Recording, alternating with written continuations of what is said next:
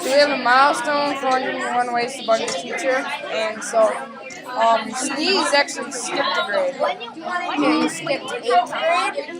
And in the last book, 101 ways to bug your teacher, Should catch you up. I read it and he said I think he said he wasn't going to skip it.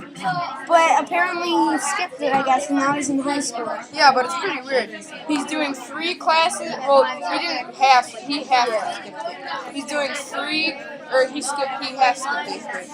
He's doing 3 classes in high school before lunch, and then 4 classes after lunch. Yeah, so 3 classes in the morning and then 4 in the afternoon. So 3 high school classes, 4 8th grade classes. Yes. And also, but there's another milestone in here. Also in the book 101 Ways to Bug Your Teacher, there was the Amy's, and Sneeze saw both of them walking by, which from back the Inventors Club, Julie Smith was the leader of the Amy's.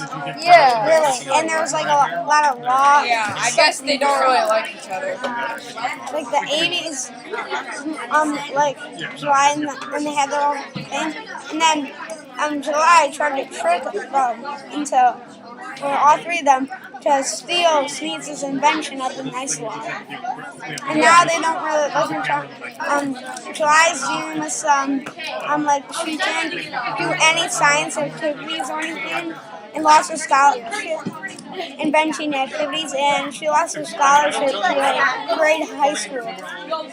Yeah, and so that's our milestone. But what do you think is going to happen next? I think he might go back to 8th grade. Maybe, yeah, because he's so annoyed with Colin, and so he might go back to 8th grade because he's just so jealous. I feel like since Haley likes